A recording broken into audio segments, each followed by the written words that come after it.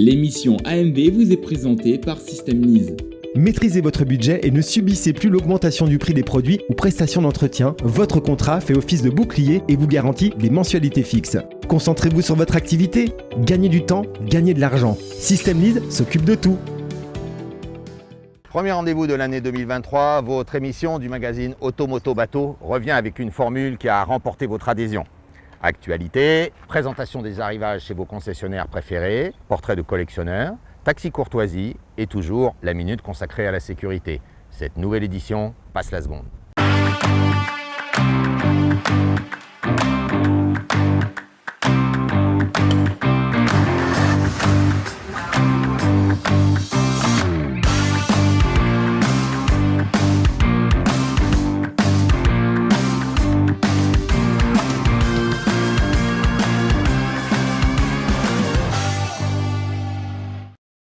Nous allons d'abord découvrir dans ce numéro deux véhicules à l'usage opposé mais tout aussi désirables l'un que l'autre, le Ford Raptor de dernière génération et l'audacieux Geely Coolray. Nous partirons ensuite à la rencontre d'une famille de collectionneurs de voitures populaires anciennes, puis nous retrouverons notre séquence de TV Crochet que vous avez adorée en embarquant des passants dans une Porsche 911 de 1969. Enfin, vous serez transporté à bord des bateaux pilotes qui assurent la sécurité dans le lagon. On regarde.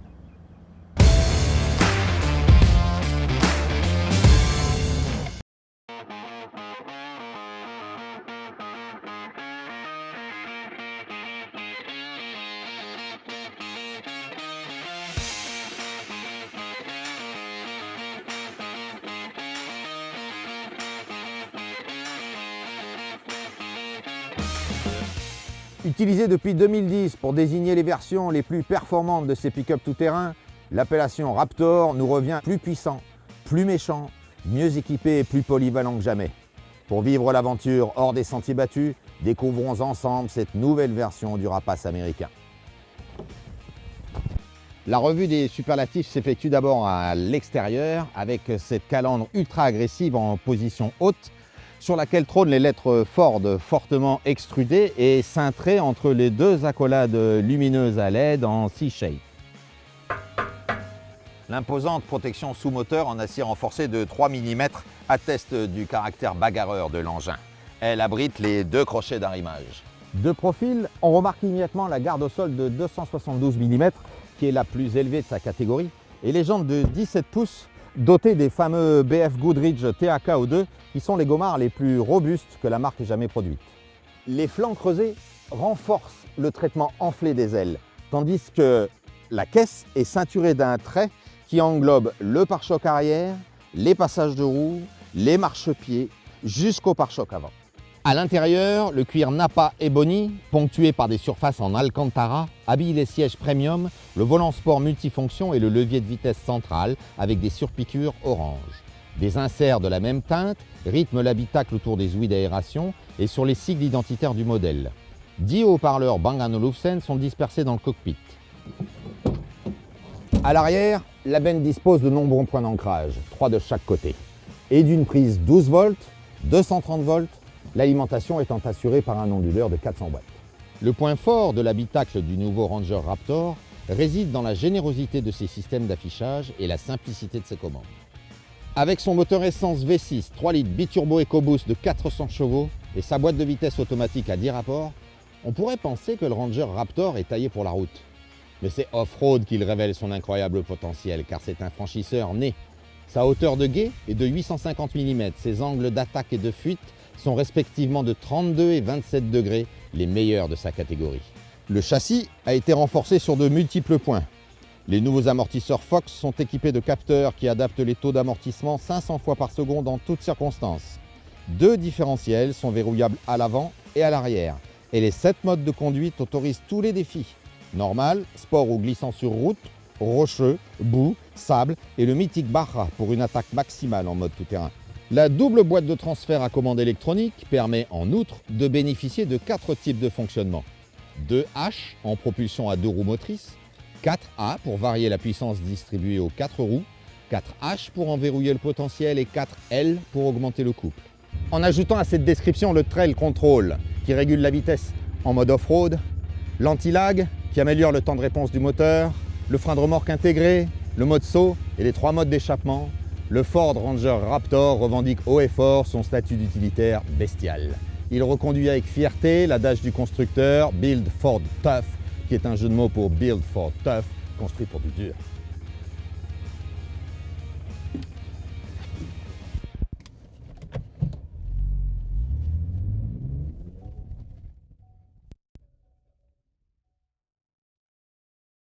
Besoin d'un véhicule pour vous déplacer sur la Grande Terre? Réservez avec Avis, le spécialiste de la location de voitures en Nouvelle-Calédonie. Véhicules récents, kilométrage illimité et livraison gratuite à votre hôtel. Réservez maintenant au 28 32 32 et sur avis.nc.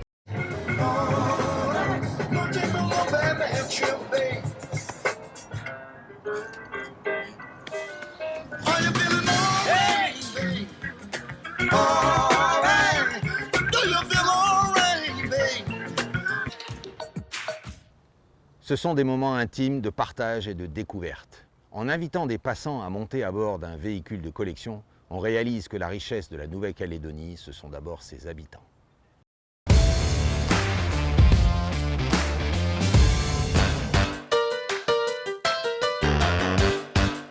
Est-ce que ça vous dit que je vous dépose en voiture? Ok, bah pourquoi Ouais. pas. C'est parti mon kiki. Bonjour. Ça vous dit que je vous dépose? Vous allez où? Chez moi, là, Auteuil. Ah ouais, d'accord. C'est à Auteuil.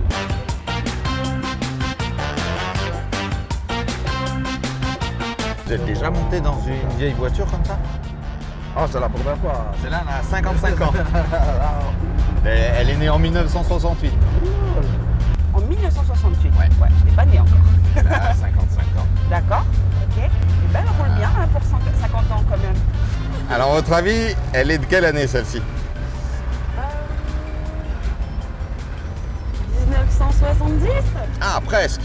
68. Et là, c'est bien, vous êtes proche. Pourtant j'y connais rien. Hein. Bah ouais, vous l'aviez... Mais elle est vraiment belle. Ouais. Quand vous êtes arrivé, waouh, on a tout de suite eu les yeux qui ont brillé quoi. On s'est imaginé tout de suite dedans. Alors, on va attaquer peut-être un peu le virage là. Un peu quoi. Ça arrive. Vous avez peur en voiture? Ça va aller. Si vous maîtrisez, Oui. bon, ça va alors. Bon, vous maîtrisez. C'est assez particulier, je vous avoue, c'est la première fois que je rentre dans une vieille voiture. Et de deux, toi ouvrant. Ah bah oui, ça aussi quand même, ça y fait, ouais. Alors vous êtes déjà monté à bord d'une voiture ancienne? Non, jamais, c'est la première fois, c'est le baptême. Ah. Ah, c'est super agréable.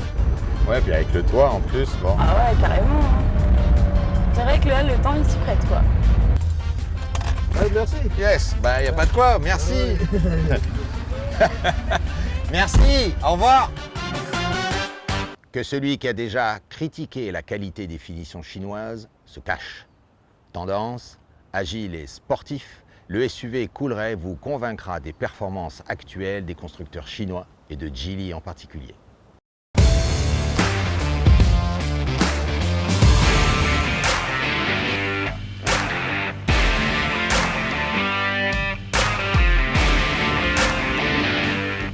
Distribué depuis 2021 en Nouvelle-Calédonie, plus de 150 véhicules Geely circulent désormais sur nos routes. Si l'entreprise, numéro 1 des ventes d'automobiles chinoises, a racheté Volvo en 2010 et qu'elle possède des actions chez Daimler et Aston Martin, son statut de marque premium demande à être davantage connu du grand public. Et c'est ce que s'engage à promouvoir le nouveau Geely Coolray dont nous faisons l'essai aujourd'hui. En mode éco, la conduite du nouveau Geely Coolray est très agréable, tout y est fluide. Le volant reprend immédiatement sa place quand on le lâche. Les suspensions sont fermes mais très confortables. Et en mode sport, il faut reconnaître que les 177 chevaux du bloc 1,5 litre turbo font merveille, que les reprises sont franches et les appuis sont bien sentis. À bord, le niveau d'insonorisation est mieux qu'acceptable. On n'entend presque pas la motorisation. Les finitions intérieures sont telles qu'on peut les attendre d'un véhicule de marque premium. Notre modèle d'essai est le GF+, favorablement présenté ici dans sa livrée bleu nuage. La calandre est soutenue par une ligne chromée qui relie les deux feux full LED. Les moulages des écopes latérales convergent vers la prise d'air centrale qui s'appuie sur les deux lames du spoiler avant. Les lignes générales de la carrosserie Byton sont tendues. Elles sont rehaussées par des inserts en carbone et des étriers de frein rouges que laissent entrevoir les jantes 18 pouces exclusivement noires sur le modèle GF+. Les deux doubles sorties d'échappement et le béquet arrière en carbone inspiré de ceux des supercars affirment le caractère sportif du Coolray.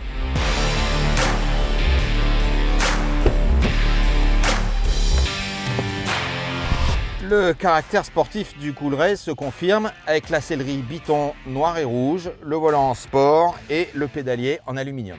La conception du cockpit est inspirée de celui des avions de chasse. Il offre un espace et des services high-tech dignes du segment supérieur.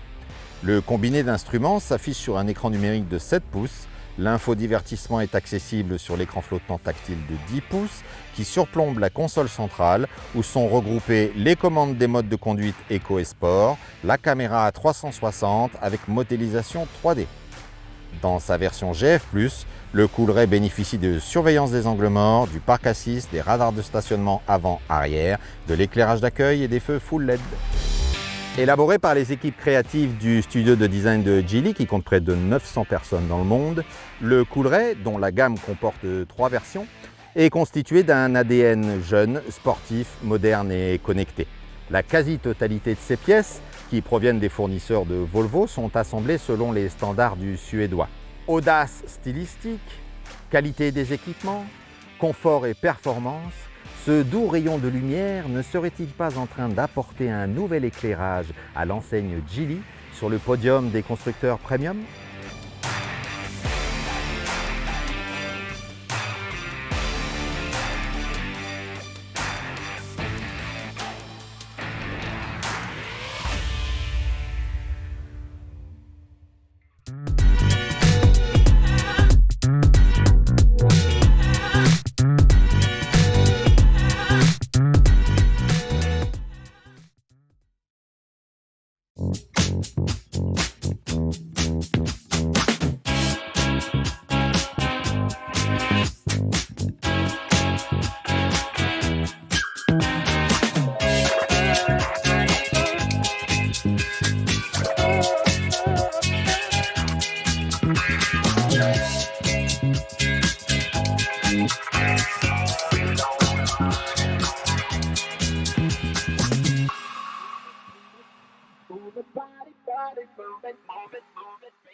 Nous recevons aujourd'hui les membres d'une famille unie par la même passion, celle des véhicules populaires anciens.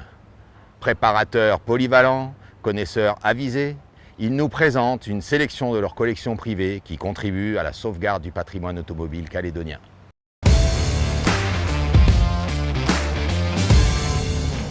Beaucoup d'amateurs vous connaissent déjà parce que vous faites partie du cercle très restreint des professionnels de la mécanique capables d'intervenir sur toutes les marques et toutes les générations de voitures anciennes sur le territoire.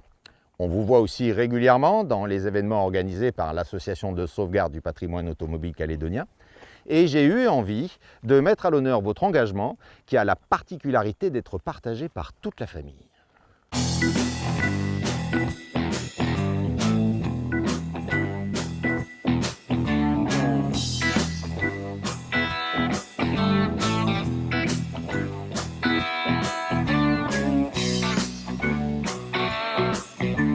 David et Anthony Guestin, bonjour. Bonjour. Alors David, comment tout ça a commencé? J'ai commencé par la mécanique générale et j'ai acheté une Renault Juva 4 de 1951 qui m'a donné la passion de la restauration et du coup je me suis installé à mon compte suite à ça. Bon, Anthony, tu as hérité du même goût pour la restauration des voitures anciennes. Est-ce que cette passation s'est faite naturellement? Oui, parce qu'étant petit, vu qu'il était dans la mécanique déjà, moi j'ai toujours connu l'automobile. Il possédait comme déjà la Juve A4, donc étant petit j'ai toujours vu ça. Donc après j'ai possédé la mienne, donc une Renault 5, première génération, que j'ai remis en état, en route, et donc j'ai pu rouler dedans.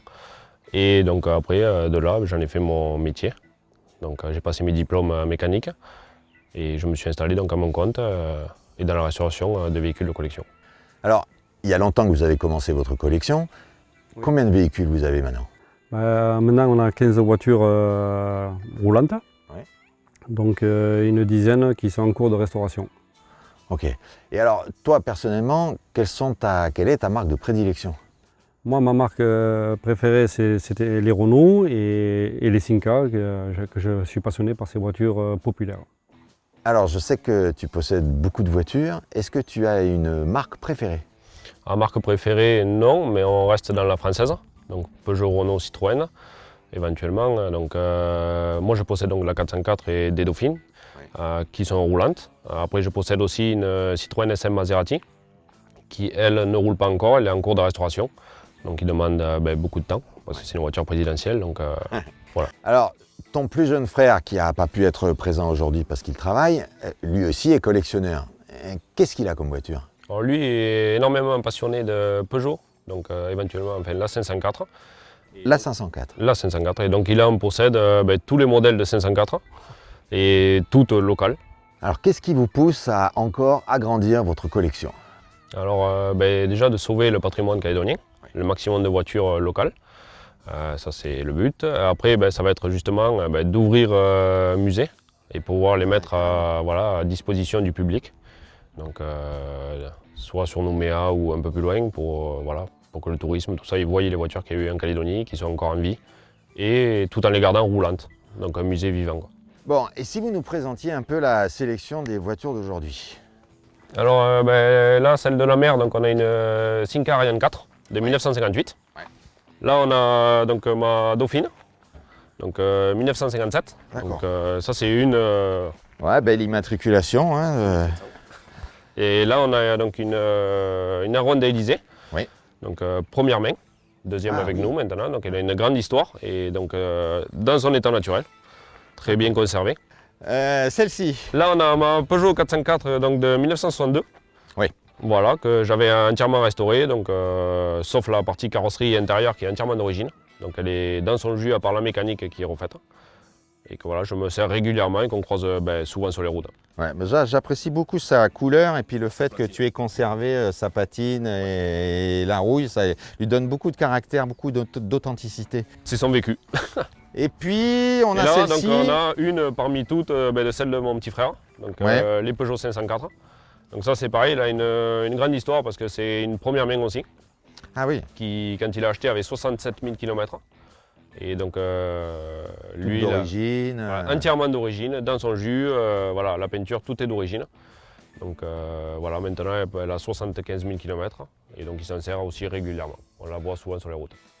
Merci en tout cas de nous avoir déjà présenté cette petite série de voitures. Avec plaisir. J'espère qu'on va vous retrouver bientôt sur les routes. Et ça, j'en doute pas. On va s'y croiser. Merci. Merci à vous. Il y a plusieurs types de collectionneurs de voitures historiques. Ceux-ci sont acheteurs parce qu'ils seront bientôt vendeurs. Ce sont souvent des spéculateurs. Ceux-là détiennent plus qu'ils ne conservent un tas de rouille sous un arbre en se disant qu'ils en feront la restauration tantôt. Ce sont des gâcheurs. D'autres veulent simplement posséder l'objet, car c'est le plus beau et que l'idée qu'ils se font de leur choix est plus important que tout. Ce sont des rêveurs.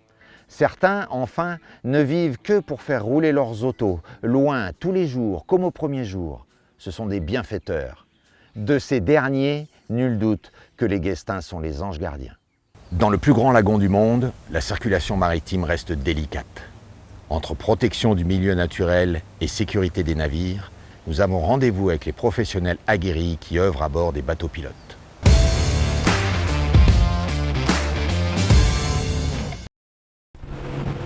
Yes, good morning, sir. Pilot is on the way. 4 persons will embark.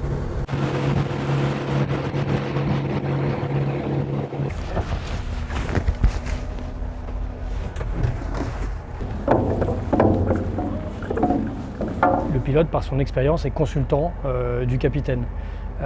Donc en montant à bord, il apporte toute son expérience, toute sa connaissance du lieu. Et grâce à ça, il va minimiser les risques. Les risques, c'est un échouage du bateau. C'est un bateau qui va s'échouer si jamais la route de navigation n'est pas connue par l'équipage. Donc c'est pour ça qu'il y a un pilote à bord. Alors maintenant, vous allez me dire, il y a des cartes GPS, etc. C'est vrai, mais les appareils électroniques, ils peuvent stopper. Et en plus, ils peuvent être erronés de temps en temps. Voilà, le pilote, lui, est capable de naviguer sans aucun appareil. Alors il faut savoir que les risques d'un pilotage dans le lagon et de manœuvre, il y en a toujours. On n'arrivera jamais à réduire à zéro ce risque, mais un pilote va le minimiser à fond par sa connaissance. Terminé pour toi à l'avant, merci pour tout, à la prochaine. Merci, bonne journée, bonne sortie prochaine. Un peu comme le code de la route, il y a des règles en mer qu'on appelle la colle règle. Et il y a une règle qui dit que dans les eaux resserrées et dans les chenaux étroits, les petits navires, c'est-à-dire les voiliers, nos Ramco, etc., ou les véliplanchistes, etc., ne doivent pas gêner les gros bateaux qui circulent dans le lagon. Celle-là est très importante et il faut la rappeler ici en Calédonie parce qu'on a souvent des voiliers qui restent devant nous. Dans ces cas-là, on fait tous les signaux qu'il faut pour qu'ils s'écartent. Puis ils nous appellent à VHF en disant mais c'est moi qui suis prioritaire. Alors un petit voilier de 15 mètres n'est pas forcément prioritaire devant un minéralier de 200 mètres qui ne peut pas bouger facilement. Donc il faut savoir qu'il y a la règle 19, qui s'applique partout dans le lagon. Les petits voiliers ne doivent pas s'approcher ou gêner le transit des gros bateaux. Ok Théva, écoute, à la prochaine, merci pour tout. Se mouvoir, c'est mouvoir. Ces véhicules qui nous captivent, cet attachement qui nous transporte au-delà de notre destination, c'est l'allure, l'allant et le style. Nous ne nous déplaçons pas, nous rayonnons. Nous ne poursuivons pas un rêve, nous pilotons notre existence. Et si demain tout va mal, l'horizon viendra encore nous chercher. Bonne route à tous.